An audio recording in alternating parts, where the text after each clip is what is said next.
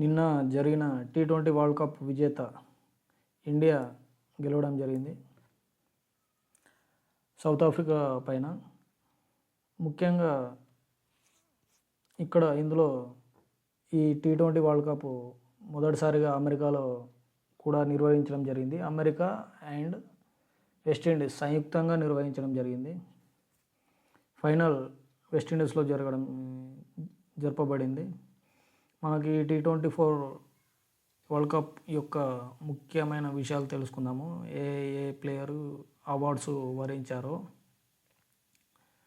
ముఖ్యంగా ఈ టోర్నమెంట్లో player of the tournament tourney మొత్తానికి జస్ప్రీత్ బుమ్రా ముఖ్య ఆటగాడిగా సెలెక్ట్ అయ్యాడు. మొత్తానికి 15 వికెట్లు, అది కూడా 4.17 ఎకానమీతో తీయడం జరిగింది. ఫైనల్ మ్యాచ్లో player of the match Virat Kohli అద్భుతంగా 76 పరుగులు కొట్టి ఇండియా సాంప్రదాయమైన స్కోర్ చేయడానికి భాగమయ్యాడు.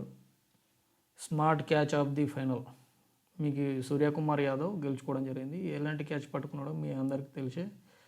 ఈ క్యాచ్ వల్ల ఇండియా ఈ ప్రపంచ కప్ గెలిచింది అనడానికి ఒక కారణం.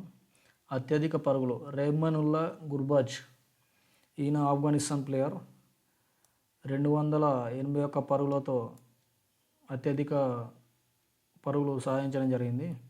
అత్యధిక వికెట్ల విభాగంలో హర్షదీప్ సింగ్ మరియు ఫజల్ హక్ ఫారూఖీ ఇద్దరు సంయుక్తంగా 17 వికెట్లు తీయడం జరిగింది.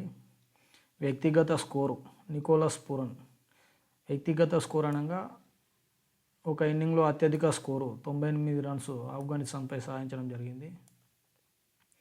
అత్యుత్తమ బౌలింగ్ గణాంకాలు ఫజల్ హక్ ఫారూఖీ చాలా అద్భుతంగా బౌలింగ్ చేశాడు ఈ మ్యాచ్లో. ఉగాండాపై 9 పరుగులకు 5 వికెట్లు సాధించాడు. అత్యధిక స్ట్రైక్ రేట్ అంటే తక్కువ బాల్స్లో ఎక్కువ పరుగులు చేయడం. షాయ్ హోప్ వెస్టిండీస్ ఆటగాడు. అత్యధిక స్ట్రైక్ రేట్ 187.71% అత్యధిక స్ట్రైక్ రేట్ కలిగి ఉన్నాడు. Best economy rate Tim Southee New Zealand ఆటగాడు బెస్ట్ ఎకానమీ సాధించాడు. సగటు 3 పరుగులు మాత్రమే ఇవ్వడం జరిగింది. చాలా మంచి బౌలింగ్. అత్యధిక సిక్స్లు నికోలస్ పూరన్ వెస్టిండీస్ ఆటగాడు అత్యధిక 17 సిక్స్లు కొట్టడం జరిగింది అన్ని టోర్నమెంట్ మొత్తము. అత్యధిక 50+ స్కోర్లు రోహిత్ శర్మ అండ్ రెహ్మతుల్లా గుర్బాజ్ చెరో 3 సార్లు